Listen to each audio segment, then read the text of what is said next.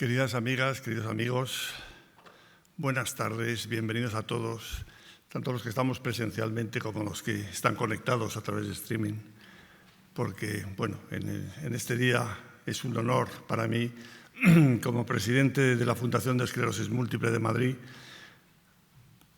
participar en esta jornada de esclerosis múltiple, que es una fecha que siempre hemos dicho, y es lo que se hace desde la Fundación, visibilizar, sensibilizar y apoyar a quienes conviven con la enfermedad.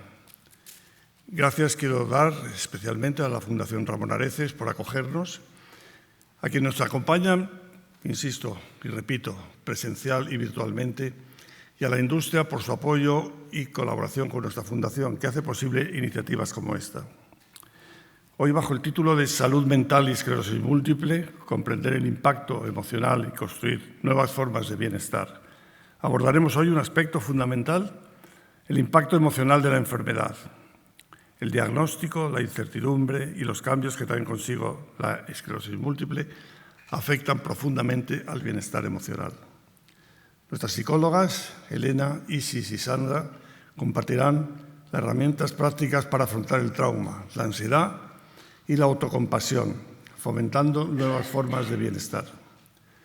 Quiero expresar también un agradecimiento muy especial a Alejandra, que participará en la mesa como paciente, compartiendo su experiencia y contribuyendo a que todas las voces de quienes conviven con la enfermedad sean escuchadas. Y, por supuesto, gracias a la doctora Celia Oreja Guevara por moderar esta jornada. Celia está siempre con nosotros, la verdad es que es un placer tenerla y es una satisfacción escucharla. Pero hoy no solo compartimos conocimiento, creamos comunidad, decimos que nadie con esclerosis múltiple está solo y que su bienestar emocional importa. Desde la Fundación estamos implicados, dedicados a este objetivo, con este objetivo. Gracias por estar aquí y participar, y ahora ya empezamos la jornada. Muchas gracias.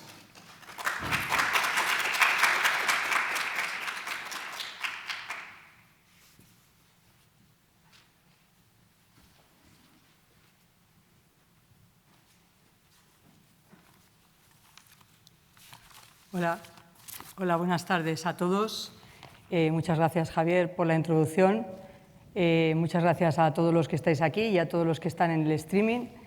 Gracias a la Fundación Ramón Areces por una vez más darnos este espacio, que está muy bien y nos permite siempre celebrar el Día de la Esclerosis Múltiple. Creo que es bueno que sigamos celebrándolo. No es suficiente, yo creo que todavía hay gente que no tiene la visibilidad suficiente de la esclerosis múltiple, se sigue confundiendo con la esclerosis lateral amiotrófica, lo cual produce muchas veces mucho miedo cuando damos el diagnóstico, porque la gente piensa que es la otra y luego van a casa, miran al internet y resulta que se han confundido.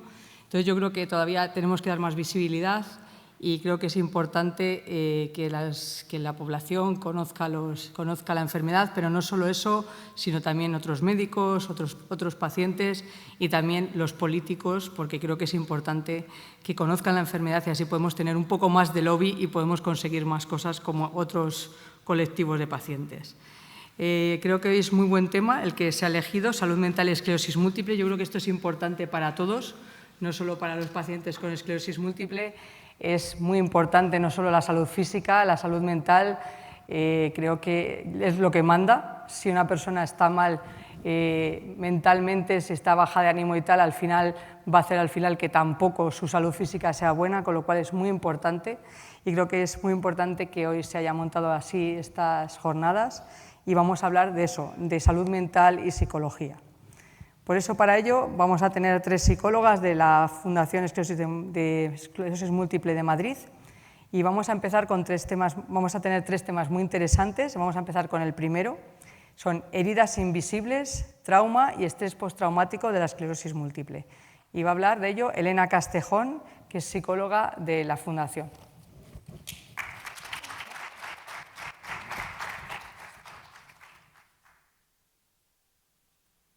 Bueno, buenas tardes. Voy a quitar el ratón que pone aquí. Ahí está. Genial. Bueno, pues vamos a hablar de heridas invisibles. Cuando pensamos en una enfermedad crónica como la esclerosis múltiple, lo primero que nos viene es síntomas físicos, diagnóstico, pronóstico, pruebas médicas, pero realmente también nos encontramos con una arquitectura emocional que sostiene y en ocasiones derrumba nuestra capacidad de afrontamiento, ¿no? Una de estas partes de esta arquitectura son las experiencias vitales traumáticas, que por un lado podrían ser traumas previos y su herida inflamatoria antes del diagnóstico, ¿no?, en pacientes con esclerosis múltiple que tienen ya una herida previa, y por otro lado, en sí misma la esclerosis múltiple como un evento traumático. Y para empezar, bueno, a mí me gusta siempre explicar qué es esto a lo que yo llamo herida del alma.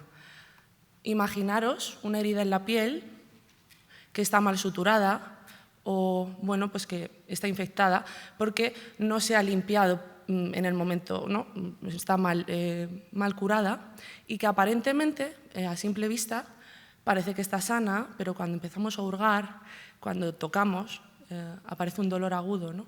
Y bueno, incluso puede llegar a palpitar. Y esto es un poco, para mí, la cicatriz dolorosa del trauma, porque el trauma sería una experiencia no procesada y no archivada correctamente en nuestra historia vital ni en el sistema nervioso central. Sería algo así como una memoria congelada en el presente, es decir, el evento ocurrió cronológicamente en el pasado, pero para el cerebro y para el cuerpo está ocurriendo y sigue ocurriendo aquí y ahora en nuestro presente. Para la Real Academia Española, vamos a centrarnos en la segunda definición, ¿no? Define trauma como choque emocional que produce un daño duradero en el inconsciente. Sin embargo, en el ámbito clínico lo entendemos más bien como el resultado disfuncional de un evento que ha sido tan abrumador que ha roto nuestras defensas y al final lo que genera es que el sistema nervioso esté constantemente atrapado en modo alerta. Además de esto, también puede producir lo que llamamos una fragmentación de la experiencia. ¿Qué es esto? Bueno, el cuerpo de repente empieza a sentir una cosa, la mente empieza a pensar otra, las emociones emergen en distintas direcciones y al final no hay una coherencia de cómo ocurrió el suceso y esto no nos genera, pues bueno, no podemos narrarnos la historia como ocurrió realmente. Pero esta desconexión no solo es una sensación subjetiva, también tenemos una base biológica relacionada con la experiencia traumática. Aquí es donde entra en juego el eje hipotalámico pituitario adrenal, el eje HPA. Para que nos entendamos todos, vamos a utilizar la analogía, imaginaros que este eje fuese el termostato, ¿no?, de nuestras casas. En este sistema, el hipotálamo sería algo así como el sensor, ¿vale? El sensor que detecta si hay algún peligro inminente, si necesitamos regular. Cuando este sensor se activa, manda unas señales químicas a la glándula pituitaria, que sería algo así como el interruptor central. Y este interruptor manda una orden directa a las glándulas suprarrenales, que diríamos que son los radiadores, ¿no?, los calefactores.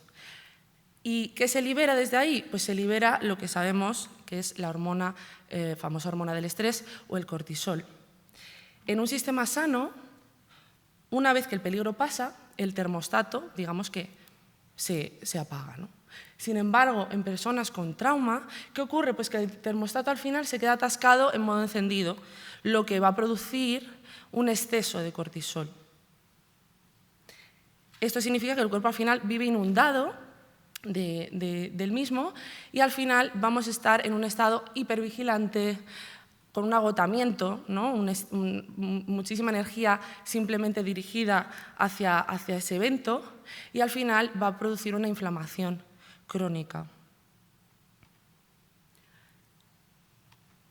Las estadísticas nos indican que entre el 25 y el 40% de los pacientes con esclerosis múltiple tienen una historia de trauma previo, ¿no? Experiencias adversas en la infancia, un trauma complejo.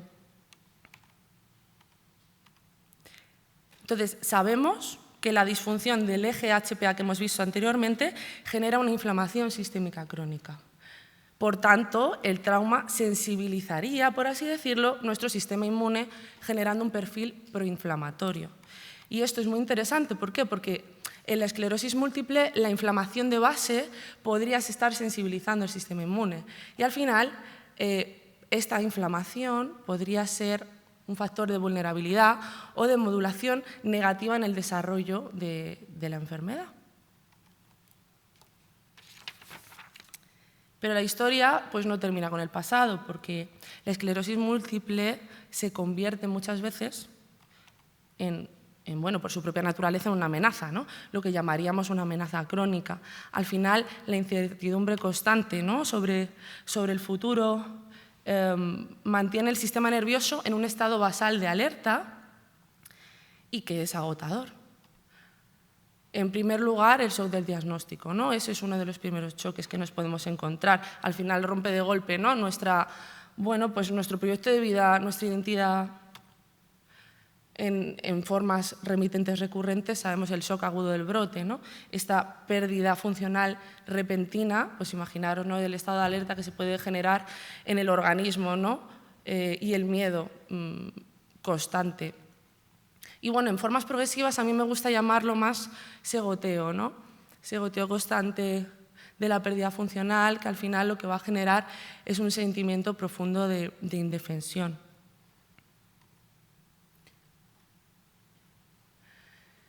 Esto puede explicar también por qué aproximadamente el 20% de pacientes con esclerosis múltiple cumplen criterios diagnósticos para el llamado trastorno de estrés postraumático. Y entre los síntomas más característicos de este trastorno en personas con esclerosis múltiple tendríamos, por un lado, la reexperimentación. ¿Esto qué es? Pesadillas, recuerdos, imágenes. También otro síntoma muy común es la evitación, ¿no? Evitación de los hospitales, evitación de hablar del tema, incluso evitación de lugares cerrados, porque de repente nos recuerda al momento de la resonancia. No sé si os va sonando todo esto a algunos de los que nos estáis escuchando. Hiperactivación también, es decir, al final ese sobresalto, ¿no? Hacia cualquier síntoma del cuerpo, ¿no? Cualquier modificación, ya vamos a estar alerta. Y también pues, una desconexión emocional, porque evidentemente es muy difícil de procesar inicialmente. Entonces, esta sensación de notar como que vemos la vida, ¿no? Y nos quedamos ahí enganchados sin saber muy bien cómo procesarlo. Pero bueno, con todo esto, pues al final tenemos que hablar un poco de soluciones también, ¿no? Y de hacia dónde dirigir nuestros esfuerzos clínicos. Por eso, pues yo aquí dejo una propuesta, ¿no? De cómo se podría trabajar todo esto bajo el modelo de intervención en trauma. Y al final es una hoja de ruta a seguir. El primer objetivo para mí sería una regulación afectiva. Esto significa trabajar activamente para calmar ese eje, ¿no? Ese eje HPA que está fuera de control y estabilizar el sistema nervioso. ¿Por qué? Pues porque no podemos pedirle a un paciente, ¿no? que piense con claridad si el cuerpo está absolutamente en estado de supervivencia. El segundo objetivo sería el procesamiento de esa historia traumática previa. Necesitamos que el paciente pueda reprocesar, traer a la memoria y narrar, ¿no? toda su experiencia para que el cerebro entienda que el trauma pasó, pero que no está ocurriendo. Y al poner palabras al dolor y reprocesarlo, reducimos ese estado basal de alerta.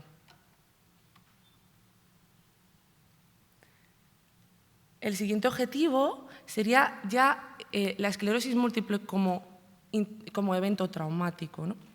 En este sentido, lo que implica sería trabajar el duelo por las pérdidas asociadas, ¿no? Ya mis compañeras hablarán un poquito más de todo esto, pero bueno, aceptar la nueva realidad, que aceptar la nueva realidad no es rendirse, es integrar la enfermedad en la biografía personal.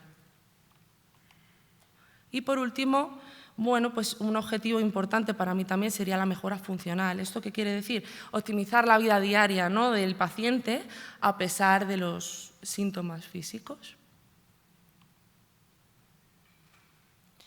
Para alcanzar estos objetivos, bueno, desde la psicoterapia contamos con herramientas muy potentes, ¿no? Por un lado tenemos la terapia cognitivo-conductual, que sería un poquito, ¿no?, para centrarnos en esos pensamientos distorsionados, ¿no?, en la activación conductual, en centrarnos en reforzar nuestros valores de vida, y la desensibilización y reprocesamiento por movimientos oculares, o MDR para abreviar, sería una técnica más específica focalizada en trauma, donde esta técnica lo que ayuda es al cerebro a desbloquear y archivar correctamente estas experiencias y dejarlas, ¿no?, en la memoria.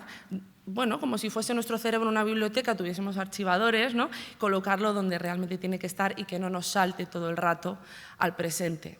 Esto es como si tuviésemos en el escritorio, ¿no?, de repente nos saltase todo el rato una ventana, ¿no?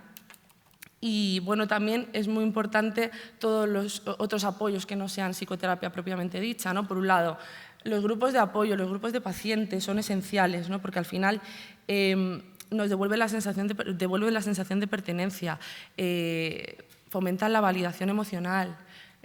También técnicas, ¿no?, como el mindfulness y atención plena, tener en cuenta que estos pacientes reviven, ¿no?, se van hacia atrás. Entonces, conectar con herramientas de enraizamiento en el presente son muy importantes. Y por último, pues bueno, el autocuidado también, ¿no?, el autocuidado consciente, que al final lo que nos permite es recuperar, pues, la soberanía sobre nuestro cuerpo, ¿no?, sobre nuestra vida.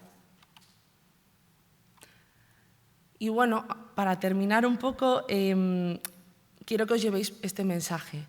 El trauma es parte de la historia, pero bajo ningún concepto es el destino final, ¿no? Entonces, al tratar estas heridas invisibles, intentar bueno, enfocarnos en estos objetivos, estamos fortaleciendo nuestra resiliencia y permitiendo que, a pesar de la esclerosis múltiple, podamos construir una vida con sentido, propósito y, sobre todo, con paz mental y tranquilidad.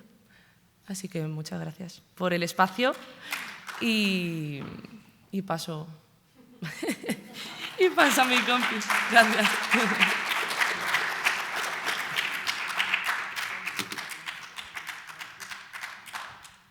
Muchas gracias, Elena. Ha quedado muy claro las heridas invisibles. Yo creo que no solo es con la esclerosis múltiple. Mucha gente tiene heridas invisibles y no las muestra, y luego te llevas una sorpresa cuando hablas con la gente y ves todo lo que ha pasado y ves que contenta va por la vida y tú dices, no me lo podía creer todo lo que le ha pasado, y a pesar de todo sigue. Luego hablaremos de esto de la resiliencia, que es muy importante. Hemos empezado por ver las heridas que tenemos y luego ya nos darán las soluciones. Vale, ahora vamos a seguir con la siguiente, la va a dar Sandra Sánchez Monge, y nos va a contar entre la incertidumbre y el futuro. Afrontar el diagnóstico de esclerosis múltiple con los tuyos.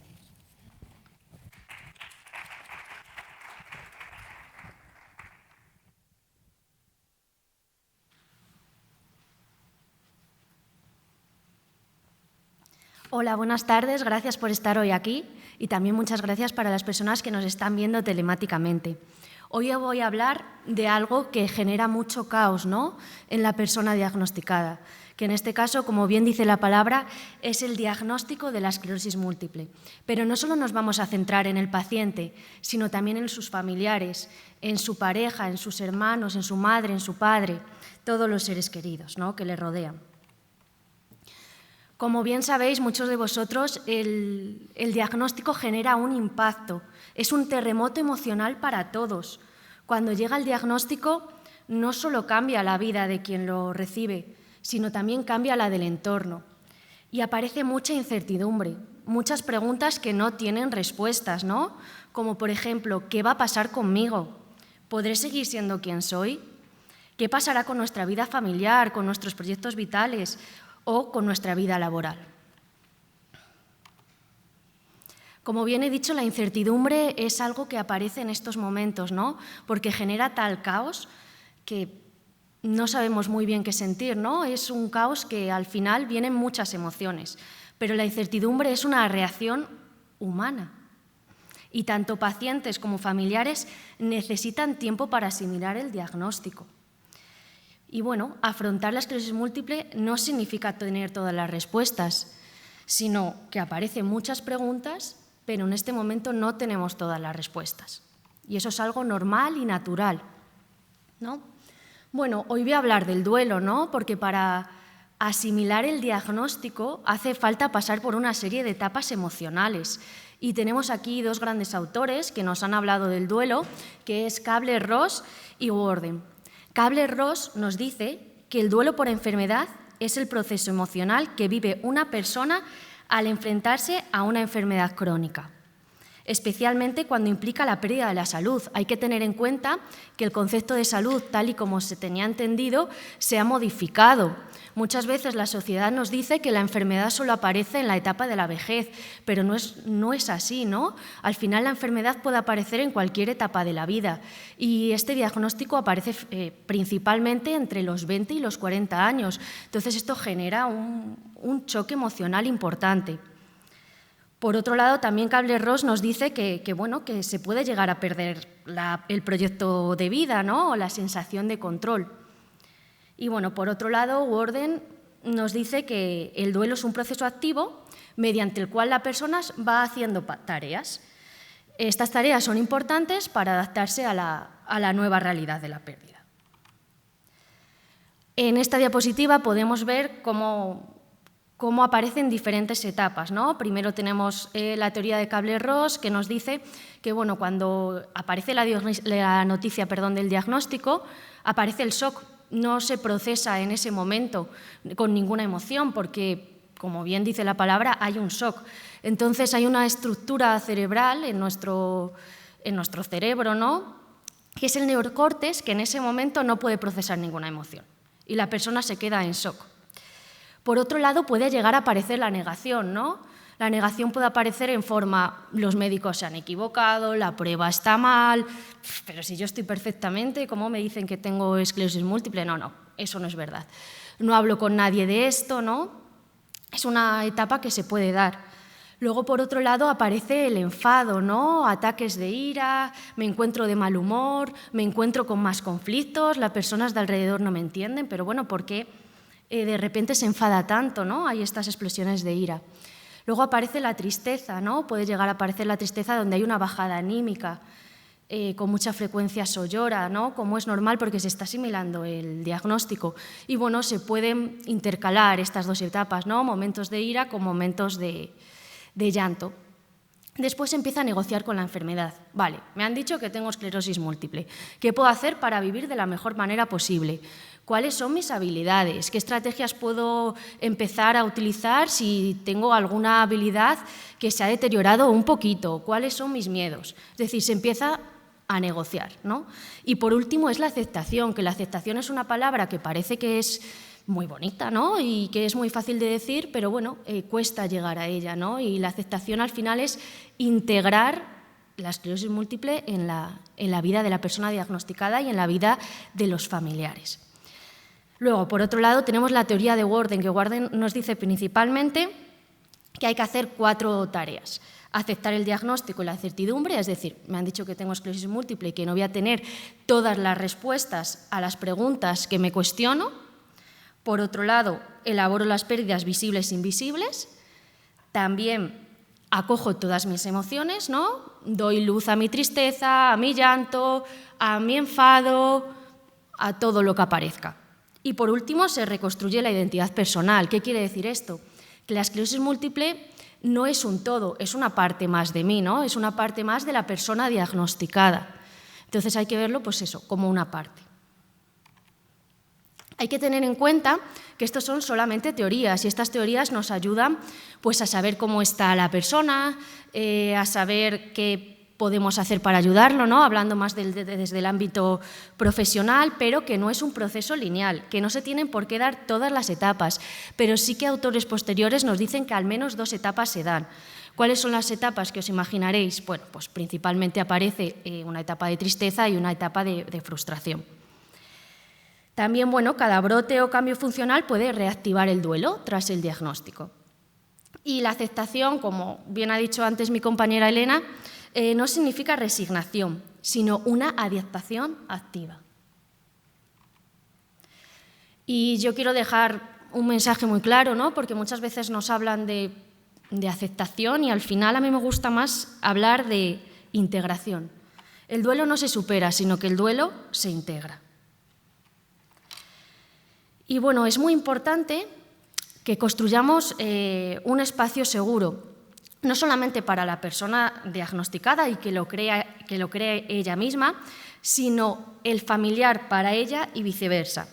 Por eso es muy importante que se hable, que se escuche y que, como he dicho antes, no se trata de tener todas las respuestas, sino de hablar, expresar emociones, escuchar y acompañar. A veces estamos hablando con una persona, ¿no?, que la acaban de diagnosticar e intentamos decir frases, ¿no?, para consolarla, para acompañarla, pero muchas veces las frases no hay que decirlas porque no tenemos respuestas y a veces se comete el error de decir, bueno, no te preocupes, que esto no es nada, ¿no? O hay personas que están peor. Y a veces las palabras no ayudan, ¿no? A veces hay que estar ahí, ¿no? Hay que escuchar activamente, estar con la presencia. Y bueno, yo sí que he seleccionado una serie de frases para que la persona diagnosticada se pueda desahogar o para que tengamos información de lo que necesita en ese momento, ¿no? Como pueden ser, te escucho, estoy aquí, ¿qué sientes? ¿Qué te preocupa? ¿Cómo puedo ayudarte? ¿Y qué necesitas hoy? ¿Por qué es tan importante construir ser un espacio seguro? Porque fortalece el vínculo, genera confianza y reduce la incomprensión. Y cuanto más comprendido se siente tanto el paciente como el familiar, más control recuperan sobre su día a día. Y esto da lugar a una reducción de la incertidumbre. Pero bueno, a veces es muy difícil gestionar las emociones solo, ¿no? Y por eso es muy importante también contar con el apoyo profesional. Cuando hablo de apoyo profesional me refiero a asociaciones de pacientes como FEN, a la psicoterapia individual, la psicoeducación sobre la esclerosis a través de talleres, ¿no?, con otras personas o con expertos y los grupos de apoyo. Hoy os traigo dos casos. Primero vamos a hablar de una persona con esclerosis múltiple y después vamos a hablar de un familiar de una persona diagnosticada. Bueno, en primer lugar vamos a hablar de María. María es una mujer de 29 años de edad que fue diagnosticada de esclerosis múltiple hace 2 años. Al principio, María evitaba informarse sobre la esclerosis. No quería saber nada y no compartió con nadie el diagnóstico, salvo con su novio. No le queda otro remedio porque vivía con él. Y empezó a discutir muy a menudo. Expresaba de vez en cuando frustración con frases: ¿por qué a mí, si siempre he llevado una vida sana? A los 4 meses del diagnóstico, acudió a la FEN. Refería tener una tristeza persistente, sentimientos de injusticia, explosiones de ira y miedo hacia el futuro. Desde terapia se trabajó con la asimilación del diagnóstico a través de la validación emocional y la psicoeducación. María pudo participar en un taller de personas también recién diagnosticadas, donde pudo compartir sus experiencias y saber más sobre la esclerosis múltiple. María empezó a contar a todos sus seres queridos el diagnóstico y a normalizar la esclerosis múltiple en su día a día. Aprendió estrategias de regulación emocional, fortaleció su red social e hizo una reestructuración realista de sus proyectos vitales. Actualmente, María ha integrado en su identidad a la esclerosis múltiple, sin que ésta la defina. La esclerosis múltiple es una parte más de María. Ahora vamos a ver el caso 2. Tenemos a Leonardo, que es un familiar de persona con esclerosis múltiple.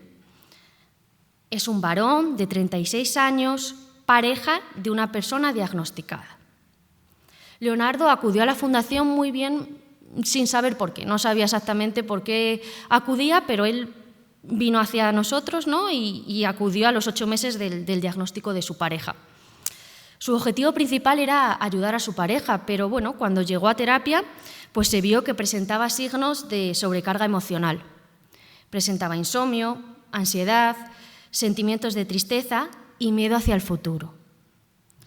Manifestaba que no se desahogaba con nadie, porque pensaba que su pareja era la única persona que podía sentir emociones tras el diagnóstico. Intentaba compensar la situación asumiendo el rol del salvador.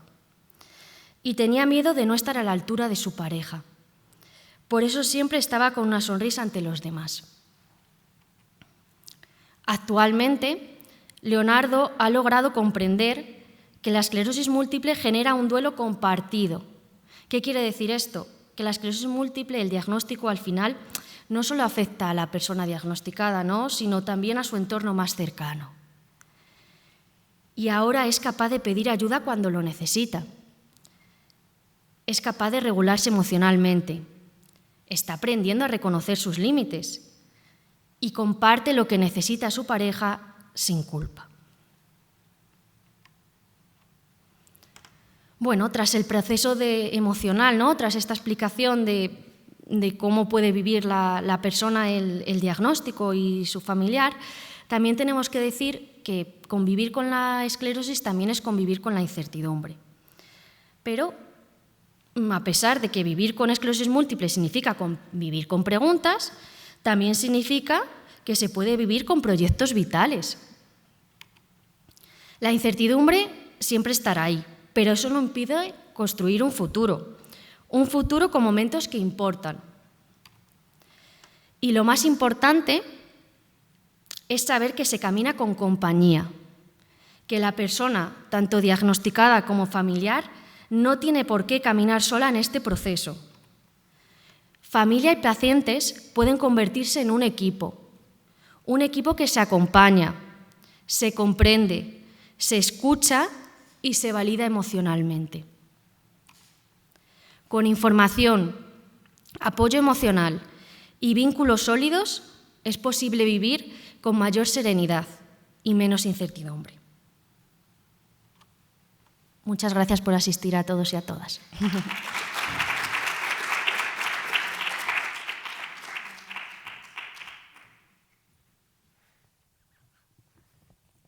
Muchas gracias, Sandra. Nos has dejado todos pensativos, todos dándole vueltas. Bueno, pero realmente es verdad, es convivir con la incertidumbre, pero yo creo que en la vida todos convivimos con la incertidumbre. O sea, nadie sabe lo que te va a pasar mañana, ni sabes lo que va a pasarte el año que viene. Entonces, yo creo que con la incertidumbre convivimos todos.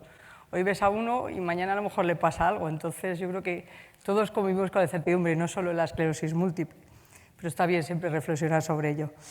Vamos a pasar a la siguiente, antes de ir luego a la mesa, y va a ser Isis Agudín Navarro, que es psicóloga también de la Fundación de Esclerosis Múltiple de Madrid, y va a hablar de una cosa que es muy importante. La importancia de tratarme bien, autocompasión como medicina en esclerosis múltiple. Esto es una cuestión que es para todos, no solo para las personas con esclerosis múltiple. Hay que tratarse bien y hay que hablarse bien. Muchas gracias.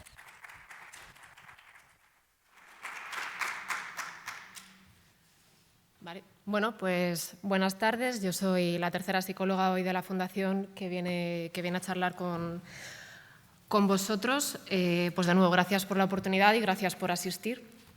Y bueno, aquí estamos poniendo el título de la autocompasión como de medicina porque realmente tiene mucha potencia en nuestro día a día. ¿Pero qué es la autocompasión?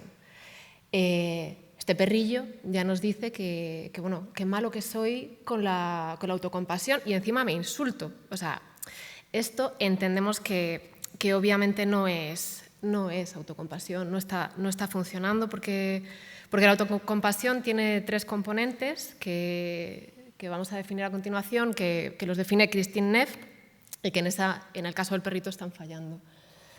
Por un lado, hay que reconocer el dolor sin exagerarlo ni ignorarlo. Por otro lado, ese ser amable es tratarte como tratarías a un amigo, aun cuando se equivoque, aun cuando cometa errores, porque nos tratamos de una forma que a veces da bastante miedo. Y el último punto es que se nos olvida que el sufrimiento, el error y la imperfección son parte del ser humano.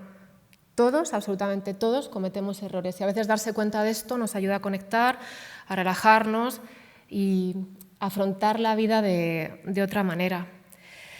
De todos los modos, es importante diferenciar la autocompasión de aquello que no lo es, porque autocompasión es una palabra que nos puede llevar a victimismo o a cosas que en el español o en el castellano no significan algo realmente positivo. Pero es que la autocompasión no es autocomplacencia. O sea, la autocompasión lo que va a hacer es sostener la acción, es el me cuido para poder continuar, no el decir estoy aquí cómoda y aquí me quedo. Por otro lado, no es victimismo porque yo reconozco el dolor, no me identifico con él. Y hace pues, que no identificarse con ello, no hacer, pues, en este caso de la esclerosis, una identidad, salir de la narrativa del pobre de mí. Ay, perdonad. Vale. Tampoco es rendirse, porque realmente la aceptación es ese aceptar del que estaba hablando Sandra hace un momento, para poder actuar dentro de ella con mimo. No, si nos resignamos, nos vamos a quedar detenidos y no vamos a poder modificar absolutamente nada. El pensamiento positivo, que esto ha estado muy de moda, la gente yo creo que ya es más consciente de los riesgos que supone, que esto no es que te diagnostican una esclerosis y que digas, ah, ya está, qué bien, ya lo he integrado. Esto no funciona así. La autocompasión no maquilla el dolor, le da su espacio y decide no abandonarse a él.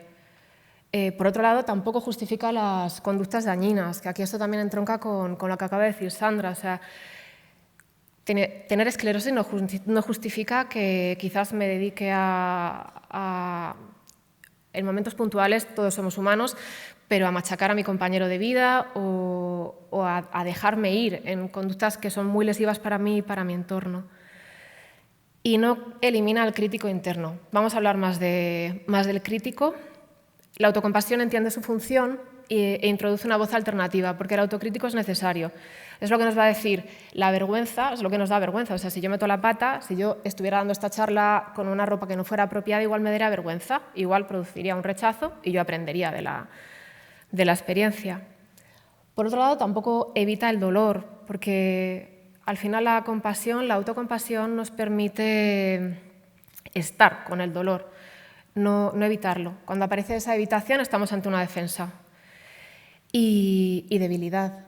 O sea, ser compasivo con uno mismo no es debilidad, porque implica sentir emociones que son muy complicadas. O sea, al final la esclerosis es compleja, las emociones son complejas, hay que sostener los límites y esto en sí mismo ya es muy complicado y es una fortaleza. Y bueno, una vez aclarado esto, sí me quiero detener en algo que ya Eliot planteaba en una de sus novelas, una pregunta, que es eso, ¿qué es ese yo nuestro interior que básicamente, para resumirlo, nos machaca la vida y encima nos hace cometer errores? Bueno, pues ese es el crítico interno. El crítico, pongo ahí un dementor porque es una imagen como muy significativa, para los fans de Harry Potter pues que más claro. Ahí lo veis, es un patrón de evaluación que se activa como una estrategia defensiva. Lo que pasa es que conecta con el sistema de defensa ante las amenazas, es decir, la amígdala.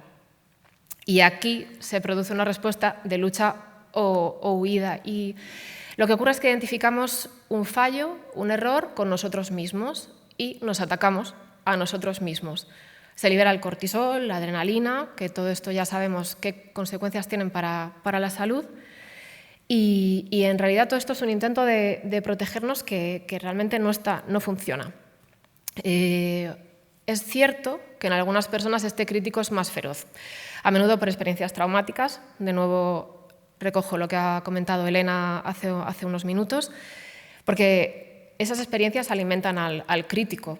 Y bueno, ya hemos visto la relación que esto tiene con la esclerosis. Pero entonces, ¿cómo lo gestionamos? ¿Cómo logramos incluirnos en ese círculo de compasión? Pues bueno, la respuesta es múltiple. Aquí no hay una respuesta sencilla, no hay un sota, caballo y rey. Es importante detectar al crítico, porque eso nos permite hacer algo con ello. El observador compasivo es ese punto que nos ayuda a darnos cuenta de lo que está sucediendo, lo que nos hace no reaccionar automáticamente. También es importante cambiar la respuesta automática al error y al fracaso. Una vez que ponemos el foco, tenemos cierto margen para actuar. Si seguimos de manera, aunque valga la redundancia, automáticamente, vamos como un robot. Tanto el uso consciente del cuerpo como el mindfulness lo necesitamos para regular el sistema nervioso, porque las emociones se procesan en el cuerpo.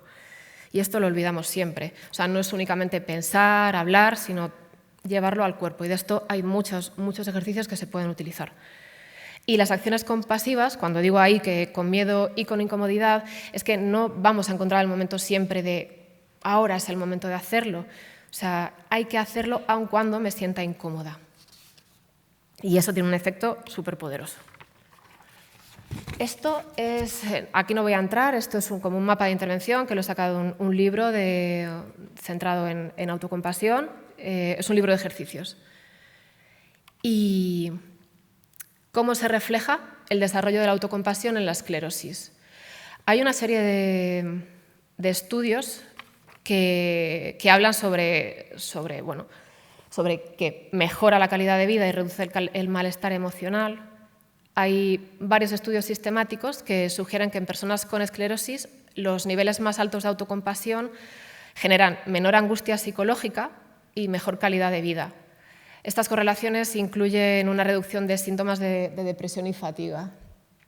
Otro estudio habla de la autocompasión. Se ha visto cómo se relaciona con un mejor afrontamiento ante la discapacidad progresiva, al reformular un poco la percepción de lo que significa la salud. Reduce la rumiación, todos rumiamos, la mayoría rumiamos, pero usar la autocompasión reduce muchísimo la tolerancia al estrés. Perdonad, que estoy aquí, estoy un poco nerviosa. Entonces, reduce la rumiación y mejora esa tolerancia al estrés. También disminuye, hay otro estudio que habla de que disminuye el estrés percibido y la sensibilidad a la ansiedad. Esto se hizo con un diseño de mujeres, tanto pre y post, con mujeres con esclerosis múltiple y se encontró que hay una reducción muy significativa en la ansiedad.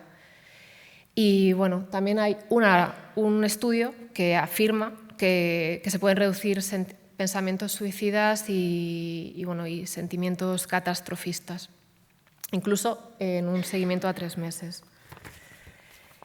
Y la autocompasión reduce el sufrimiento secundario, mejora la calidad de vida, facilita estrategias de afrontamientos más sostenibles y promueve una mayor regulación emocional y resiliencia, una palabra que hay gente que le encanta y gente a la que no. Pero en síntesis es una estrategia de regulación emocional que mejora el sufrimiento secundario, es decir, la culpa, la autoexigencia tóxica, la vergüenza y que facilita de este modo una adaptación con menor lucha interna al cuerpo que cambia. Y esto al final es un punto también de estabilidad para afrontar toda la incertidumbre de la que nos ha estado hablando antes Sandra. Y la autocompasión es un viaje. Si hay muchas heridas y si el crítico interno es el dementor de antes, es un viaje más largo, pero los beneficios desde luego que merecen la pena. Espero que estas pinceladas os hayan sido de ayuda. Se me ha quedado un poco breve la presentación, me parece, pero así es más ágil.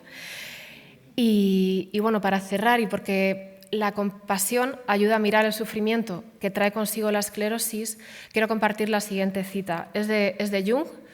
Es básicamente que aquello a lo que tú te resistes persiste, y es porque aquello que negamos, aquello a lo que negamos nos somete, y aquello a lo que ponemos luz, aunque duela, nos transforma. Así que muchas gracias.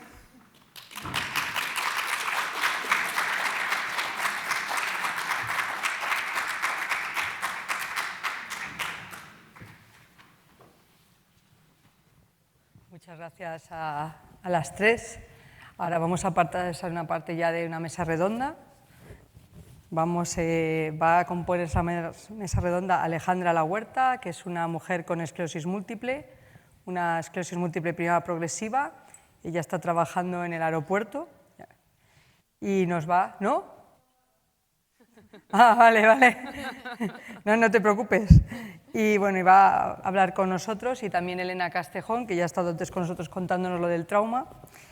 Y vamos a tener aquí, pues vamos a hablar un poco de la resiliencia, ¿vale? Se ha tocado un poco el tema, hemos hablado un poco del trauma, luego hemos hablado que la esclerosis es incertidumbre, y eso es verdad, pero la vida también es verdad. Y ahora hemos hablado que nos tenemos que tratar bien, que eso es importante, esa voz que todos tenemos dentro nos tenemos que tratar bien, no puede ser que nos digamos estoy mal y soy mala y me lo he ganado. Entonces ahora vamos a empezar con esta mesa, que vamos a intentar hablar un poco pues, desde el punto de vista de una mujer con esclerosis múltiple, desde la psicología, y bueno, vamos a hablar un poco de resiliencia, apoyos y psicoterapia. Quizá yo voy a empezar un poco qué es la resiliencia, un poco la definición y un poco lo que yo entiendo, ¿no?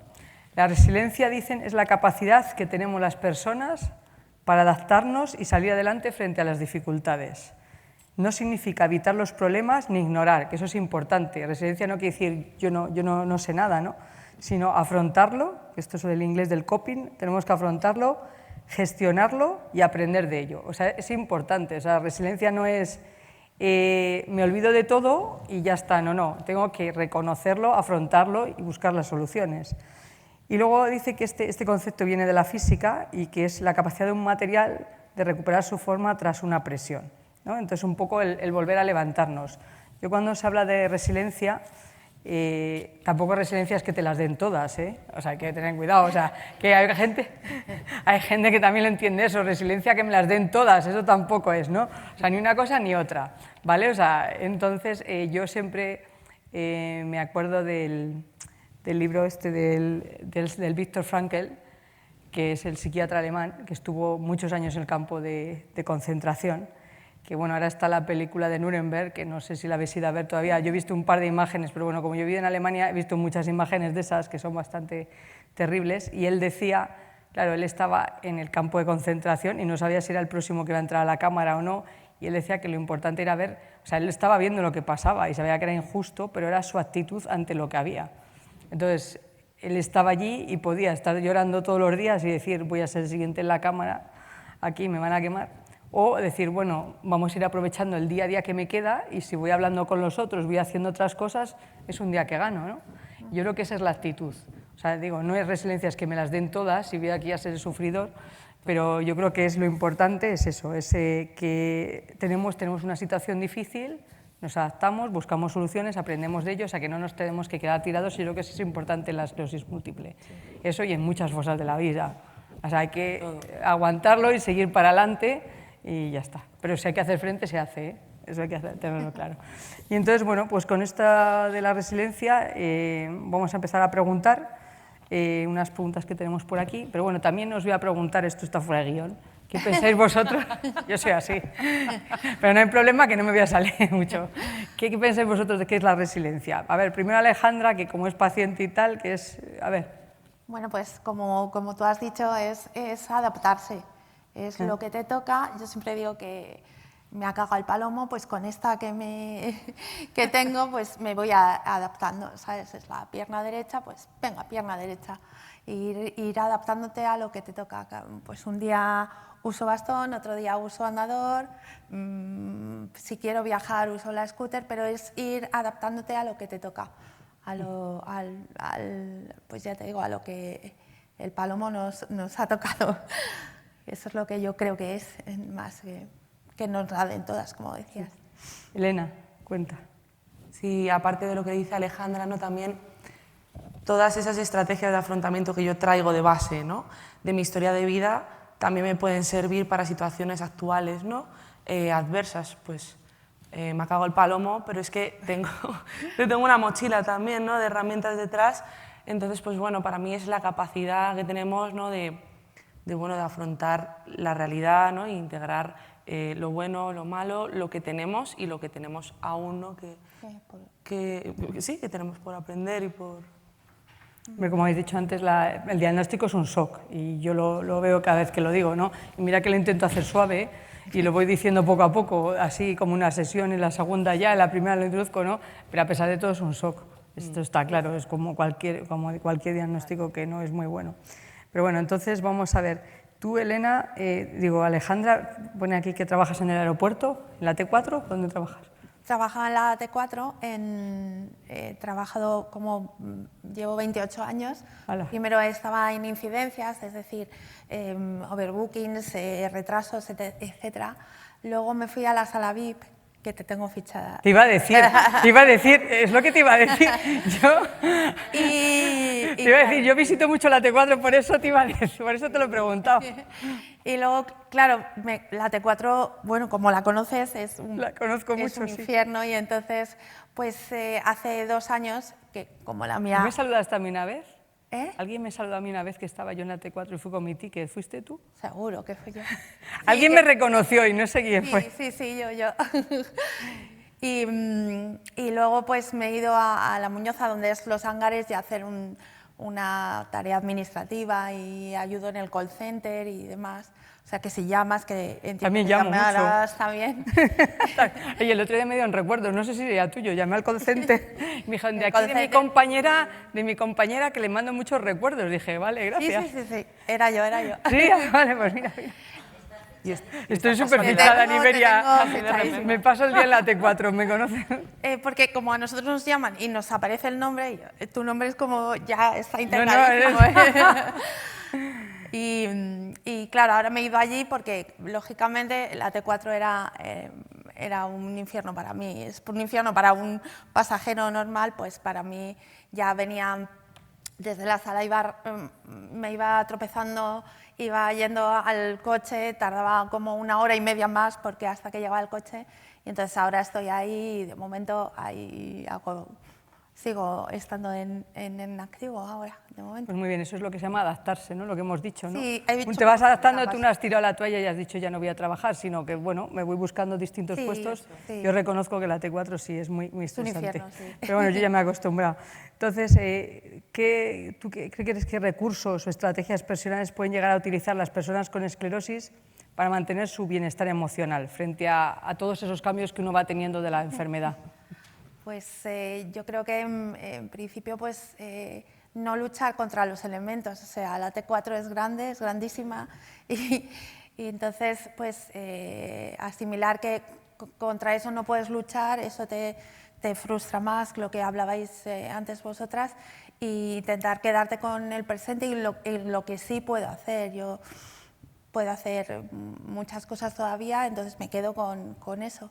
Y pues todo lo que han hablado ellas, pues el apoyo social, el apoyo de gente que tiene la misma condición que tú, porque te entienden, te comprenden, todo eso es como que te ayuda.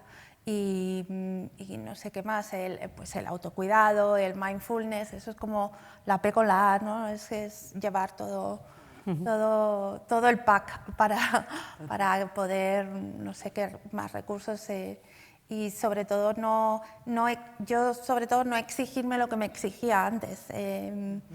Pues no es que me rinda, es que me tengo que cuidar y tengo que adaptarme a lo que tengo. No me puedo exigir lo que me exigía antes, creo. ¿Tú haces mindfulness? Hago, pero me cuesta, me cuesta. Me apunté a los talleres al principio de la fundación. Y lo que pasa es que yo al principio hago todo muy bien y luego lo voy dejando, pero es cierto que es mi como los gimnasios, que uno se apunta en enero y llega ya en marzo y ya lo has dejado. Sí, pero o sea, sé que se ha apuntado, pero ya no vas. Sí que lo hago, sí, aunque son 2 minutos, pero lo hago, sí. Hombre, yo creo que es importante siempre no tener alguna cosa así de relajación, de mindfulness. Sí. Yo puedo recomendar una app, aparte de los talleres vuestros. Sí. Claro. Hay una app que se llama... Es una app que se hizo en Psiquiatría de La Paz hace tiempo y está muy bien. Hay como 10 capítulos, que no los tiene, yo nunca los he oído seguidos, pero ahí, como va por temas, tú puedes coger uno o puedes coger otro y la verdad es que está muy bien, sobre todo porque la psiquiatra que habla tiene una voz, que ya solo oyendo la voz yo me dormiría, pero tiene una voz muy así, ¿no? Y está muy bien. Y se llama, ahora no me sale la palabra, se llama esclerosis múltiple, no, es que ya trabajó mucho conmigo en la esclerosis múltiple, pero se llama, bueno, a ver si me sale y os lo digo, si no la miro en el móvil. Pero la voy a recomendar luego porque realmente está muy bien, para todos los que así... Esto. Vale, pues has contado un poco de las estrategias, que yo creo que está muy bien, y cómo influye el apoyo social, ¿no? Eso es muy importante, ¿no? Ya sean los amigos, la familia, el grupo de pacientes. ¿Cómo influye eso en que uno tenga resiliencia, que uno diga yo tengo que seguir, no me voy a tirar? Yo creo que el apoyo social te ayuda a pensar que no estás sola, entonces que toda esa amenaza de esto me lo como yo, lo del palomo, te ayudan y te hace tener menos miedo, tener más confianza en ti y eso te da pues la famosa fuerza para decir yo puedo con esto, pero sobre todo es como que te da una ayuda global para decir no estoy sola y con estos apoyos soy más fuerte, puedo más con esto, creo yo. ¿Tú qué le recomendarías a otros pacientes que a lo mejor están en este momento, que en vez de estar en la resiliencia están diciendo yo paso de todo, yo no quiero, ya no quiero seguir luchando? ¿Tú qué consejo le darías? Porque yo te veo muy optimista y me parece muy bien. Hay que ser optimista en la vida, hay que adaptarse, no, hay que adaptarse a las cosas, pero con la esclerosis y con la vida. Quiere decir que no hace uno con 20 años lo que hace uno con 50 y con 60. Uno va perdiendo facultades y tiene que ir adaptándose, ¿no? Claro. Entonces, ¿tú qué recomendación dirías a todos aquellos que están en el streaming con nosotros y a los que estamos aquí? ¿Qué recomendaciones dirías? Mira, a mí esto me va muy bien para seguir luchando, para tener esta resiliencia, para seguir... Así una recomendación, ¿qué es lo que recomendarías? Me va muy bien tener como dos apoyos. Un grupo que tengo de personas que tienen esclerosis como yo, que es muy fácil contarles lo que te pasa y te da como es como mucho más fácil contar lo que te pasa. Y luego otro grupo de personas que no, pero que además ahí no eres un diagnóstico, eres una más. Entonces yo creo tener los dos apoyos es como las dos muletas. Para mí, a mí me vale eso y yo también, pues reírse mucho de una misma a mí me ayuda mucho. Pues si me caigo, champú seco, me levanto. Y yo creo que eso es lo que más a mí me ayuda. Creo que es personas que estén pasando por esto, creo que es una ayuda. No eres un diagnóstico, pero hay gente que lo tiene y te ayuda. Y sobre todo, pues eso, salir y hacer cosas diferentes, que no estés pensando todo el tiempo en tu diagnóstico. Creo. Es muy importante lo de salir y hacer cosas diferentes y estar con gente. Yo creo que eso es muy importante. Sí, si no estás solo... Yo también colaboro en una ONG en Gambia y así con esta muleta me fui y relativizar lo que tú tienes y verlo en otros también te ayuda. A mí, por lo menos, me ayuda. Exactamente, muy buenos consejos para los que nos están viendo y para los que están aquí. Y vamos a pasar a ver qué nos cuenta Elena. Elena, ¿de qué manera la aceptación del diagnóstico puede favorecer la adaptación psicológica a la calidad de vida a largo plazo? Pues bueno, ¿qué es la aceptación? Lo primero, ¿no? Porque, claro, pensamos, no, es que la aceptación es resignarme y ya. Pues no, al final es integrar, ¿no? Es aceptar la realidad y eso es súper complicado. ¿Por qué es tan complicado? Porque al final estamos gastando muchísima energía en negar, luchar, evitar. Si realmente intentamos focalizar esa energía en, bueno, pues, la rehabilitación, el apoyo social, búsqueda de cosas adaptadas, ¿no?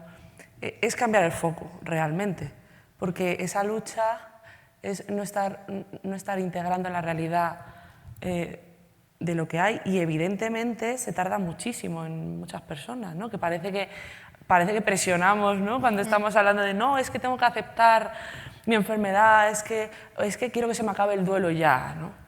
Bueno, pues el duelo es cíclico en esta enfermedad, cada pérdida funcional es un nuevo duelo, es un nuevo machaque, ¿no? Y bueno, yo creo que también hay que respetar el ritmo de cada uno, ¿no? En ese sentido. Yo siempre digo que hay que vivir con la enfermedad. O sea, para mí lo de aceptar quiere decir vivir con la enfermedad. O sea, que tú la tienes, no te la puedes quitar de momento. Yo espero que en 10 años o 15 se quite, igual que se ha quitado la hepatitis C y otras cosas, y el VIH ya también lo tenemos casi controlado. Pues yo digo, es vivir con la enfermedad. O sea, sabes que la tienes y tienes que vivir con ella. Entonces, y realmente la aceptación no es, como dices, voy a aceptarlo, la tengo, ¿no? Es saber que tienes que ir con ella. Y creo que se tarda. Yo a todos los pacientes les digo, se tarda por lo menos un año. O sea, yo siempre les digo, el primer año es el más difícil y hay que tener paciencia, es un año. O sea, luego ya, como les digo, nadie quiere venir a vernos y cuanto más lejos mejor, pero el primer año es el difícil y siempre queréis venir y muchas preguntas y tal, pero después de un año ya uno ya lo ha asumido, ya vive con ello y es distinto, ¿no? Y bueno, he contado justo aquí yo mi experiencia. ¿Tú qué papel crees que tienen otros, no yo, pero vamos, otros profesionales de la salud justamente en eso, en el fortalecimiento de la resiliencia de los pacientes, ¿no? El que el paciente se adapte a la situación? ¿Tú qué papel crees que tienen y qué se puede hacer? Pues yo creo que tenemos un papel súper importante, en primer lugar, para la validación emocional de lo que les pasa, es decir, que ellos puedan decir, pues es que no estoy bien, que no me encuentro bien, porque a veces no se puede expresar hacia afuera y es verdad que es un espacio donde al final tratamos, ¿no? de no juzgar, de no justificar, y al final eso lo que va a hacer es asumir la realidad de la pérdida, asumir lo que está ocurriendo y de ahí poder empezar a reestructurar la vida, porque si nos quedamos ahí enganchados. Y luego, por otro lado, al final es una enfermedad que al principio, sobre todo, es como un impacto de no controlo nada, ¿no? De repente es algo que no he podido evitar.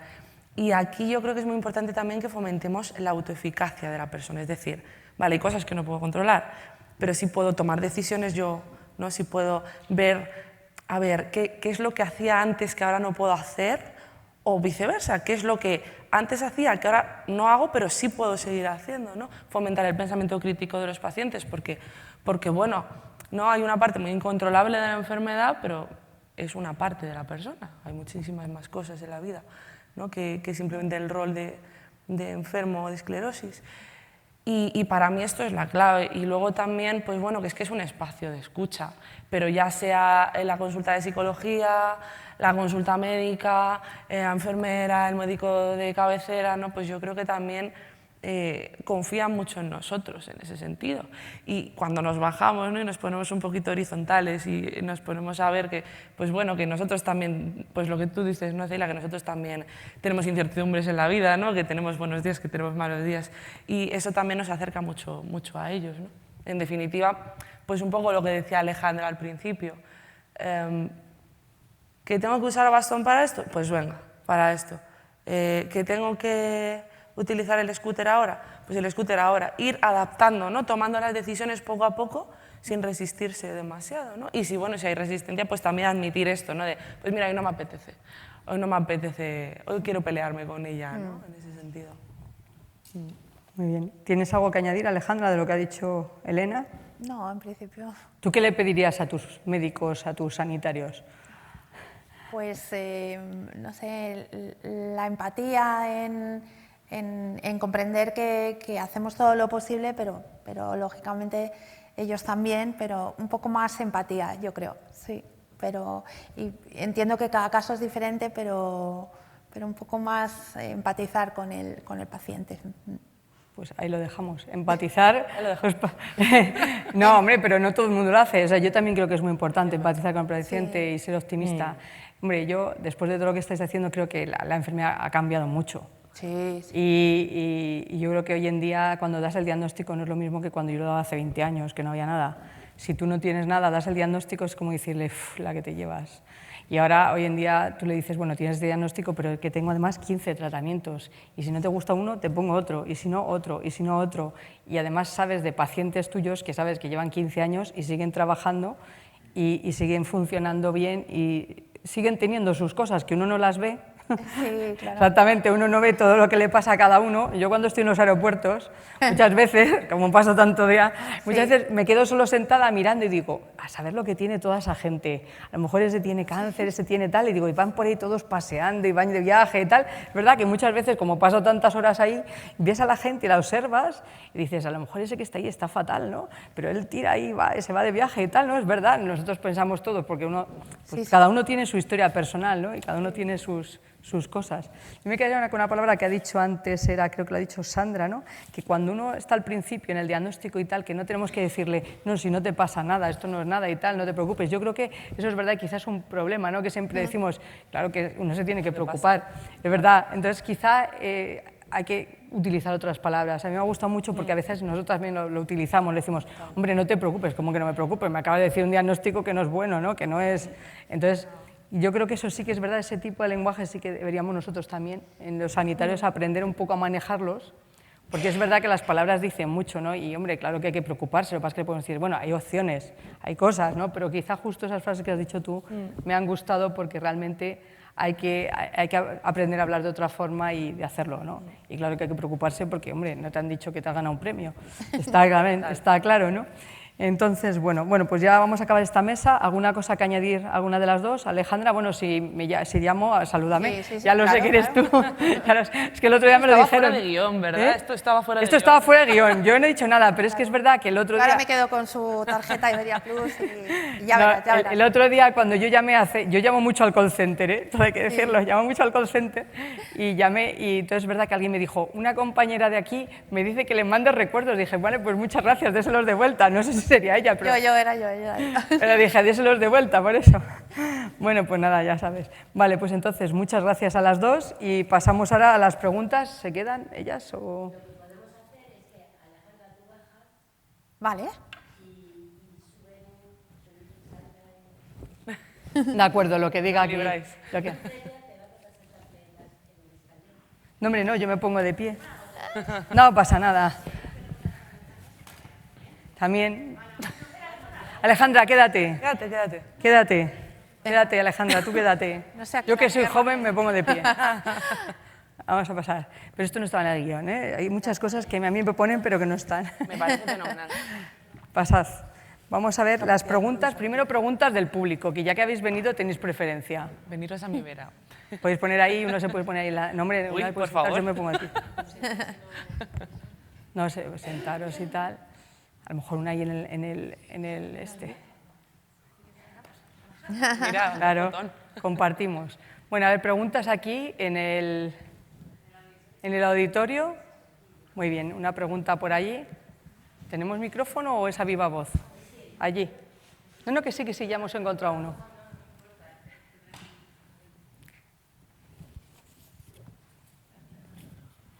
Lo primero, muchas gracias, ha sido súper interesante. Y lo segundo, yo quería preguntar, que no lo voy a decir bien, pero creo que me vais a entender, ¿cómo lidiar con el síndrome de la impostora enferma? De tipo, me encuentro mal, pero en verdad no estoy tan mal, o no estoy tan mal como esa otra persona enferma que también estoy viendo. O no sé si mis síntomas son reales, porque a veces sí que sentimos los enfermos, ¿no? Como que los síntomas a veces no son claros, o son confusos, o son intermitentes, ¿no? Entonces, el cómo lidiar con esa parte de si no estoy tan mal o si estoy exagerando, y bueno, creo que con eso se me entiende, ¿no? Pues a ver, esto es para las psicólogas. Nos toca. Tenemos tres. No hay una respuesta universal, ¿no? Porque cada persona es única, pero sí que hay que validar esos síntomas que aparezcan. ¿Cómo podemos reconocer esos síntomas? Pues a través de información, ¿no? Porque al final la información nos da conocimiento y nos da poder para identificar lo que estamos sintiendo. En la esclerosis hay síntomas invisibles e invisibles, visibles e invisibles. Y bueno, el hecho de que los demás no los vean no significa que yo no lo esté sintiendo. Pero bueno, el síndrome de la impostora, en tu caso, pues habría que explorarlo detenidamente, qué es lo que sientes, qué es lo que te hace sentir aquí, así, ¿no? Entonces, bueno, no te puedo dar una respuesta precisa, concisa en este momento, sin conocer tu caso, ¿no? Sin conocer tus experiencias, tus estrategias de afrontamiento. Añado algo. No sé si alguna de mis compañeras quiere añadir algo más. Añado, sí. No sé si va esto. ¿Cuál es tu nombre, perdona? Cecilia. Bueno, es que también no venimos con historia previa, ¿no? Entonces, por eso muchas veces cuando venís a consulta, a terapia, no es solo analizar la enfermedad, sino quién eres tú también, ¿no? De dónde viene eso y para qué te sirve el síndrome de impostor. Es una pregunta ahí, ¿no? que lanzo en ese sentido, que puedes explorar en un espacio terapéutico, pero evidentemente no solo tenéis una enfermedad, sino que venís con una historia vital previa, con pues, experiencias vitales, experiencias en la infancia, experiencias en el trabajo, en el colegio, en el contexto es súper importante también. Entonces, cuando somos tan reduccionistas, ¿verdad?, caemos en el error de decir, no, a mí me pasa esto porque A, entonces B. Es que es un universo, ¿no? Entonces es muy difícil, ¿no? Estas preguntas como de ¿qué tengo que hacer para reducir mi síndrome de impostor? Pues hay que conocer mucho a la persona para responder a eso. Entonces, bueno, pues te animo a que lo explores, ¿no? De una manera más amplia. Nada, ya sabes. Ah, sí, vete pues a la fundación. vamos para allá. Vete a la fundación y habla con una de las tres. Sí, mira, aquí voy a aprovechar para recordar y hacer ver que el síndrome de la impostora al final es algo muy de mujeres. Yo también que lo iba a decir, ¿eh? Efectivamente, o sea, no es lo mismo, o sea, un hombre cuando va a un examen de inglés o va a una entrevista de trabajo con el inglés y es en inglés, el hombre dice, yo sé hablar estupendamente, y una mujer muy probablemente diga, con un mismo nivel, yo a esto no llego. Entonces, ya con esa base, con un diagnóstico, esto va directamente, esto me lo lleva a mi campo, al crítico, el crítico esto se lo coge y te va a machacar. ¿Cómo ser más compasiva, cómo potenciar ese lado? Pues eso ya es más individual, como han dicho las compis, pero sí que quería matizar esto, que es muy social. ¿Había otra pregunta por allí? Hola, buenas tardes. Bueno, pues nada, primero daros las gracias por esta charla y quería, porque no lo entiendo bien, el tema de la autocompasión. Es que, bueno, yo soy paciente de esclerosis múltiple, estoy con el doctor Arroyo y tengo remitente recurrente. Entonces, el tema de la autocompasión, yo para mí la entendería como que, ay, es que me encuentro mal, estoy fatigada, tengo una fatiga, porque sí tengo una fatiga horrible. Y entonces lo entendería en ese sentido, ¿no? En decir, la persona que está a mi lado está perfecta. Cuando te dicen el daño que a mí me hace personalmente, cuando te dicen, pues estás perfecta, estás muy bien, se te ve muy bien. Y dices, ostras, que tengo que estar justificando siempre cómo me encuentro, que no llego a hacer las cosas, que me siento cansada, que estoy fatigada, no cansada. Entonces, esa autocompasión no llego a entenderla porque es justo al contrario de lo que entiendo yo. O sea, lo que habéis expuesto es justo lo contrario a lo que entiendo yo, ¿no? De decir, es que tengo esclerosis, es que claro, es normal que tenga fatiga, es que soy diferente a los demás. No sé si me explico bien. Claro, yo creo que ya está entrando ahí en la parte de victimismo. Que sí, ¿no? Justamente. O es más victimismo, Claro. o yo lo entiendo como más victimismo y la autocompasión es otra cosa. Claro, ahí es cuando he hecho la referencia al lenguaje. Esto en inglés tiene como dos palabras diferentes. Para autocompasión, que creo que es self-compassion, a ver, yo no hablo bien inglés, y luego hay otro que es self-pity, que digamos que es esa parte más de víctima. O sea, la compasión al final es reconocer el sufrimiento, ponerle un nombre, es mío y hago algo con él. Esa es la coletilla. O sea, no es yo qué mal estoy, aquí me quedo. Es reconocer el sufrimiento, no negarlo, no evitarlo, ponerlo con su espacio y ya desde ahí hacer algo, que es un poco lo que tú sí que haces. Sí que es verdad que en el castellano da un poco lugar a error. Sí, porque yo creo que la compasión nuestra es el pity y no es el compasión inglés. Claro, ese es el problema. Justo. Que quizá tenemos que buscar otra traducción nosotros. Sí, justo lo que dice Isis, ¿no? Creo que... ¿Va bien? Sí, ¿no? claro, yo puedo decir, tengo fatiga, me encuentro mal, ¿no? ¿Y qué puedo hacer? ¿Puedo no hacer nada? Vale, pues es que a lo mejor no tengo nada que hacer y me tengo que quedar ahí porque no puedo hacer nada. Pero es no enrollarse, ¿no? Ahí es la acción, ¿no? Pasar a la acción. Creo que te refieres un poco a eso, ¿no? A ver, ¿una pregunta más en la sala? ¿No? Bueno, pues yo tengo aquí un montón de preguntas que no voy a poder hacerlas todas, pero bueno, vamos a empezar aquí, que me las han puesto en colorines. Son las que han llegado por online, ¿vale? Tenemos en cuenta los del streaming que nos están viendo. Son las que han llegado por online. Entonces, vamos a empezar, por ejemplo, con esta. Para Sandra. ¿Haber tenido depresión durante años antes del diagnóstico puede haber sido un síntoma de estar padeciendo la enfermedad antes? Bueno, puede haber una predisposición, ¿no? Porque, como bien sabemos, la esclerosis al final es multifactorial, ¿no? Y como nos ha explicado nuestra compañera Elena, al final el haber vivido un trauma, el haber tenido una herida previa, puede derivar en una depresión, el sistema físico al final es más vulnerable y puede desencadenar pues, en una enfermedad neurológica, ¿no? Como es la esclerosis. Entonces, unido a eso, ¿tú cómo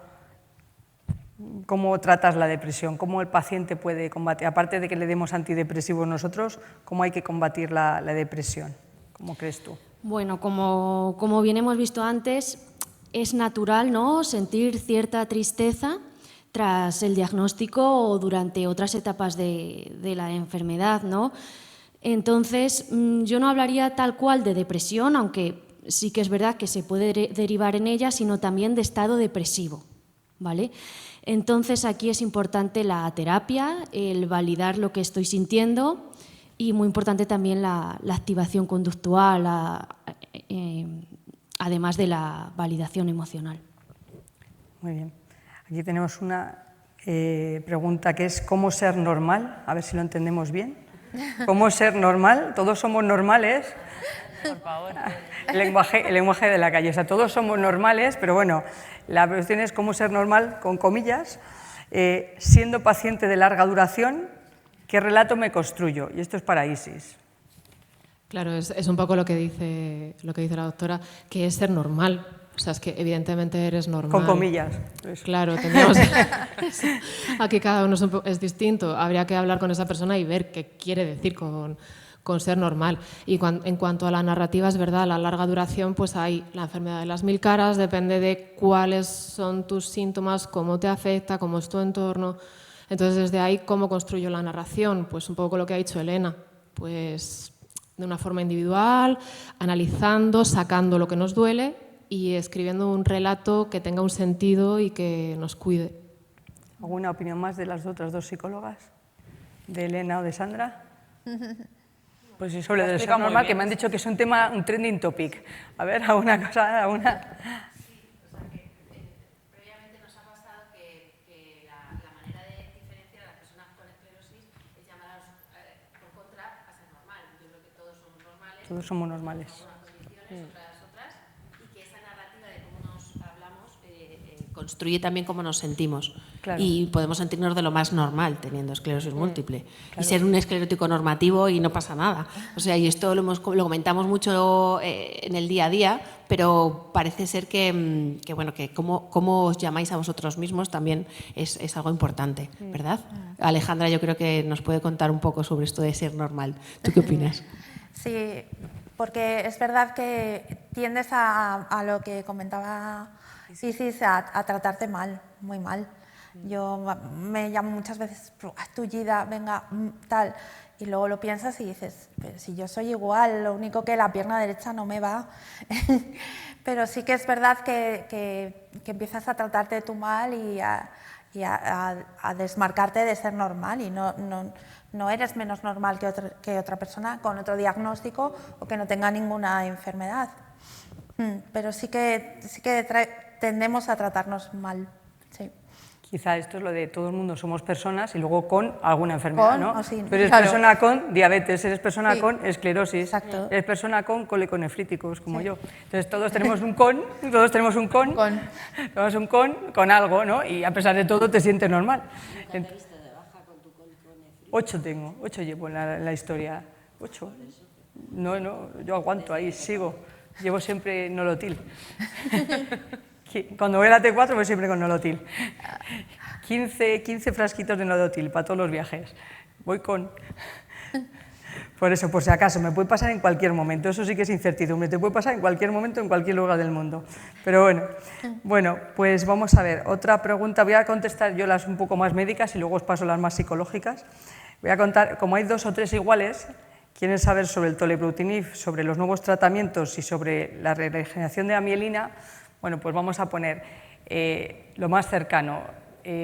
Se acaba de aprobar ahora en los Emiratos y ahora a final de mes se va a aprobar en Estados Unidos y probablemente entre marzo y en abril el nuevo tratamiento para reducir, enlentecer la progresión de la enfermedad. ¿Vale? Entonces esto es un hito, es el tolebrutinib, va a ser la primera vez. En estas jornadas llevamos muchos años diciendo necesitamos algo para poder frenar o por lo menos reducir o hacer más lenta la progresión de la enfermedad y esto va a ser realidad cuando pues, yo estuve el otro día que se lanzó en Dubái, acabará al final de mes, se hará en Estados Unidos y luego ya será en Europa, con lo cual quiere decir vamos a tener el primero. Esto es como todo, es el primero, es un hito, va a reducir la progresión y luego van a venir más, eso es lo importante, ¿no? Es lo que se llaman los señores de la BTK, vamos a tener el primero, el tolebrutinib, y luego ya vendrán todos los otros brutinib, el fenebrutinib, el remibrutinib, el orobrutinib, con lo cual está muy bien porque empezamos una nueva era que vamos a poder mejorar la progresión de la enfermedad. Yo creo que esto es muy buena noticia, es como cuando salió el natalizumab, que era el primer anticuerpo monoclonal para realmente reducir la inflamación de la enfermedad de una forma más agresiva. Entonces yo creo que esto es muy buena noticia. Después de esto, bueno, pues seguimos, lo que seguimos sin tener son tratamientos sintomáticos buenos, seguimos ahí buscando tratamientos para la fatiga, tratamientos para las alteraciones cognitivas, en ello estamos y bueno, ahí sí que necesitamos investigación y convencer a los laboratorios farmacéuticos que necesitamos ahí hacer algo. Vosotros sois el sintomático. Exactamente, las asociaciones hacen un gran papel. Nosotros estamos haciendo un estudio, ya aprovecho aquí la cuña publicitaria para la fatiga. Si hay gente que quiera apuntarse, todavía es el momento. Hasta febrero, nos ha ayudado Carmen, tenemos ya 100 pacientes reclutados. Es un tratamiento, como se dice, huérfano, que existe y que, bueno, nos hemos metido en una aventura que... Ahora estamos ahí un poco así porque llevamos 4 años luchando con esto y por fin lo hemos conseguido y estamos intentando que sea un tratamiento para la fatiga y para la incontinencia urinaria. Eso puedo decir que la incontinencia urinaria está yendo súper bien, la fatiga, bueno, esta parece que sí, pero bueno, es un doble ciego, no lo podemos saber porque los pacientes no sabemos lo que están recibiendo. Pero bueno, si quiere alguno, que contacte con Carmen y le pasa a nuestra dirección. Y luego, en cuanto a otros tratamientos, voy a tocar otro punto, que es el tratamiento de las CAR-T. Las CAR-T, ¿qué son las CAR-T? Las CAR-T están surgiendo ahora mucho en la televisión porque con ellos por ejemplo, se están tratando leucemias que antes no se curaban, se están tratando linfomas que antes no se curaban y es que nosotros, vamos así en una forma fácil, modificamos las células T de nuestro organismo, se modifican, se sacan fuera, se modifican y se modifican de tal forma que cuando las volvemos a reintroducir mejoran, vamos a decir, se eliminan las células inmunológicas malas y surgen las nuevas, ¿no? Esta terapia es muy cara, pero es una terapia complicada, ¿no? Porque hay que hacerlo individualmente, esto no es una pastilla, hay que hacer individualmente, paciente a paciente. Entonces, esto está funcionando muy bien en las leucemias y se empezó a usar en enfermedades autoinmunes. La primera enfermedad autoinmune que se ha usado es en el lupus. El lupus es una enfermedad autoinmune como la de la esclerosis, pero en reumatología. Y ha empezado a funcionar muy bien en el lupus. Yo he conocido al alemán que lo ha hecho, lo ha publicado con los primeros 15 pacientes de lupus y es realmente espectacular. O sea, pacientes, digamos así, viene a ser lo que han hecho con la hepatitis C. Un paciente de lupus que ha entrado en esa terapia y que realmente ha habido una remisión completa de la enfermedad. Y como se ha empezado con el lupus y ha funcionado, ahora se va a hacer con la esclerosis múltiple. Entonces, es un tratamiento individualizado, o sea, esto no es una pastilla para todos, es un tratamiento complejo porque hay que ir haciéndolo uno a uno, o sea, hay que sacar la sangre y someterla al proceso y luego volverla a meter, entonces es un tratamiento complicado, o sea, no es como los ensayos actuales que le damos a todos la pastilla o a todos le damos el tratamiento intravenoso, no, esto es individualizado uno a uno. Y entonces se está empezando en esclerosis múltiple, estamos en lo que es fase 1, fase 2. Lo que pasa es que es verdad que lo que ha funcionado en la leucemia y lo que ha funcionado en lupus no tiene por qué funcionar en esclerosis, entonces hay que buscar lo que se llama la diana, el target. Entonces, hasta ahora se está mirando anti-CD19, anti-CD20, igual que en los tratamientos, y hay que ver si la diana que estamos buscando, la célula T que estamos buscando es la correcta o hay que buscarla de otra forma. Entonces, es muy buen camino. Se necesitará un poco de, no va a ser tan rápido como en el lupus es más fácil. Vamos a ver, ahora mismo se están haciendo estudios con pacientes al inicio de la enfermedad, con pacientes remitentes y con pacientes con progresivas, ¿vale? Entonces, la idea, si funcionaran bien como han funcionado en la leucemia, como han funcionado en el lupus, o sea, realmente hace una remisión de la enfermedad, o sea, quedaría igual un poco donde lo des, ¿vale? Por lo menos en el lupus dicen que son 15 años. ¿Vale? Entonces, ¿qué pasa? Que es verdad que la esclerosis no es el lupus, que hay que ver bien el target, pero si se consigue bien la diana y modificar bien la diana, pues sería un tratamiento espectacular para la esclerosis. Y diríamos así, habría que hacerlo de forma individual, sería caro, pero luego bajaría los precios como en todo, pero funciona bien. Nos falta un poco, o sea, este es lo que realmente ahora hay en investigación, es lo que está, sí, pero ya han empezado los estudios, está en investigación. Se está empezando, dos o tres laboratorios que ya lo están haciendo, es más lento que los otros porque va uno a uno cada paciente, pero es realmente el futuro, o sea, si funciona será espectacular en la esclerosis múltiple, como está siendo en el lupus y como ha pasado en las leucemias, que realmente ha revolucionado todo ese campo. ¿Vale? Pero bueno, como ahora la tecnología va muy deprisa, la inteligencia artificial, todo lo que son, o sea, ordenadores, o sea, antes para hacer un calculito te tirabas 5 horas y ahora metes datos y te las resuelven en 1 hora. Entonces, para estas cosas es muy bueno, porque si esta diana no te va, tú vuelves a meter datos y buscas otra diana aproximada, cosas que antes a lo mejor tardaríamos años, ahora puedes solucionar a lo mejor en días. Y entonces, claro, la tecnología ayuda mucho a que esta técnica vaya a funcionar. Entonces, eso sería en cuanto a nuevas técnicas y luego también, bueno, todos estamos recibiendo ahora nuevos ensayos en fase 2 para lo que seguimos siempre, la protección y la remilinización. Son los que más tardan, pero siempre hay. Entonces, ahora otra vez, en el 2026, volveremos a tener todos ensayos en fase 2 para nuevos tratamientos remilinizantes. ¿Vale? Pero lo que está más cerca ahora es primero los tratamientos para la progresión, primero el tolebrutinib y luego los otros, y luego las CAR-T, que sí que realmente están empezando. ¿Vale? Entonces, eso ya he contestado a 3 de las preguntas, y luego ya tendríamos aquí la última pregunta que vamos a hacer. En la materia laboral, ¿cuál es el panorama para una persona con esclerosis múltiple? Vale, esta la voy a responder yo porque en la Fundación tenemos un servicio de empleo y yo participo en él. De nuevo, aquí depende mucho de la persona, de en qué punto esté, qué grado de discapacidad tiene, pero el trabajo realmente es algo que la gente quiere continuar haciendo y bueno, necesita pues adaptaciones que son absolutamente legales, que hay que solicitar, y esto a nivel psicológico pues también tiene un recorrido y una serie de cuestiones que hay que abordar, pero es completamente factible. Yo la verdad es que en los foros políticos siempre lo digo. O sea, aparte que pedimos psicólogo, como hemos hecho el otro día, que hemos estado en el Congreso de los Diputados, y hemos estado pidiendo y hemos estado informando de la situación de los pacientes. Yo siempre llevo la cuestión de los psicólogos, de la rehabilitación y el empleo. Yo es una cosa que creo que es muy importante. Creo que mientras se pueda trabajar es importante porque tenemos un componente social, ¿no? Tenemos un componente también cognitivo, me tengo que esforzar, tengo que hacer cosas, tengo que pensar, tengo que planificar. Y luego también, oye, si haces las cosas bien, pues eso es una recompensa, ¿no? Que te diga un compañero, oye, ¿qué tal? Qué bien lo has hecho, tu jefe, lo que sea. Entonces yo creo que es muy importante y creo que es una cosa que hay que intentar seguir para que el paciente de esclerosis siga pudiendo trabajar y no se diga, bueno, tiene esclerosis, pues ya esté ya. Pero yo creo que, no sé si se me oye, las empresas no ayudan, ¿eh? No te ayudan. Ya, por eso es una cosa que hay que llevarlo más a la política, porque yo creo que si se saca un decreto... Exacto, para adaptar puestos para... Sí, por eso, o sea, no es el puesto de la discapacidad, la adaptación, hay que llevar algo más, hay que intentar hacer igual que se ha hecho la ley ELA intentar hacer pues, un decreto, hacer algo que puedas, si tú tienes una cosa por ley, un decreto, eso siempre es más fácil hacer las cosas que no. Sí, voy a aportar. Es que es verdad que la gente tiene mucho miedo, que una cosa es la ley, pero aquí los pacientes normalmente tienen muchísimo miedo a decirlo, qué consecuencias puede tener, a nivel psicológico tiene un impacto brutal y bueno, pues eso. Pero por eso yo, el que no lo quiere decir, que no lo diga. Yo eso lo tengo muy claro. O sea, el que no lo quiere decir, que no lo diga. Y si no es necesario, tampoco. No todo el mundo va por ahí contando tengo una diabetes. O sea, que es verdad. Y no todo el mundo va contando tengo un cáncer de tal. Pues la gente se lo calla y ya está, ¿no? Entonces yo tengo pacientes que nunca lo han dicho y además han dicho yo no lo digo porque si no, no progresaré en mi carrera y no subiré hasta arriba. Y llevan bastantes años, han subido hasta arriba y siguen sin decirlo porque de momento van bien.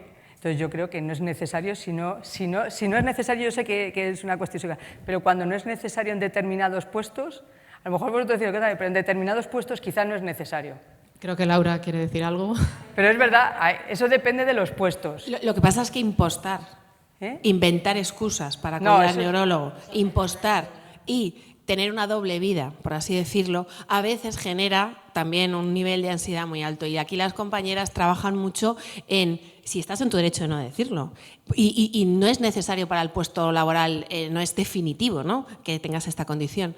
Pero también creo que hemos visto nosotros, trabajamos con muchas personas, que llevar a eso al extremo, esa impostación, ese tener que simular que tienes un esguince recurrente o inventar excusas, te puede llevar a una situación también emocional límite. Y también aceptar esa parte de la aceptación, si tu entorno laboral es que a lo mejor no tienes que decir que es esclerosis, con que digas tengo una cosa crónica, que tengo que hacer unas revisiones, claro, y ya está. O sea, ponerle un nombre quizá es más difícil, pero validarte también con esta condición y que en tu ambiente laboral, que pasas muchísimas horas al día, seas capaz de ser libre y sentirte válido con todos los nombres y apellidos. Yo creo que Alejandra me dice que sí, yo creo que también es valioso. ¿Que el sistema no lo favorece? Totalmente de acuerdo. Hay que mirar un poco, claro, la situación de cada uno. Por eso digo que muchas veces cuando tú haces el diagnóstico no tienes que ir a tu oficina y decirle mañana a todos tengo una esclerosis y me la he diagnosticado ayer.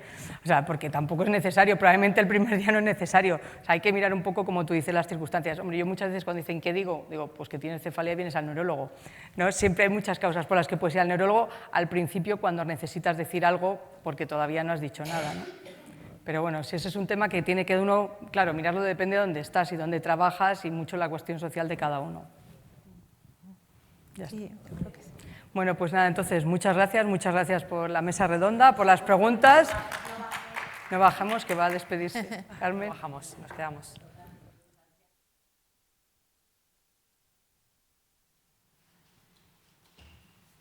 Bueno, pues muchas gracias. Buenas tardes. Circunstancialmente me toca a mí de cerrar este evento. Es un honor porque la directora general que nos acompaña siempre por cuestiones de agenda no ha podido. Y me alegro en cierta parte porque así tengo la oportunidad de agradeceros públicamente. Habéis estado genial. Me han encantado vuestras ponencias. Sé que lo habéis currado mucho. Y espero que les sirvan a mucha gente y a muchas personas hayáis ayudado esta tarde. O sea que muchas gracias a todas mis compañeras por sus ponencias, a la doctora Oreja, compañera también, porque está siempre dispuesta a colaborar con nosotros, y a Alejandra, paciente experta, que nos ha acompañado esta tarde, a los patrocinadores y, por supuesto, a la Fundación Ramón Areces por acogernos de nuevo en su casa. Ha sido una jornada muy interesante que yo considero un punto de partida para seguir aprendiendo. Apliquemos lo que nos han enseñado hoy en nuestra vida diaria, porque no solo para esclerosis múltiple, sino para la vida misma y para todos. Activemos la escucha, el acompañamiento y rompamos ese estigma.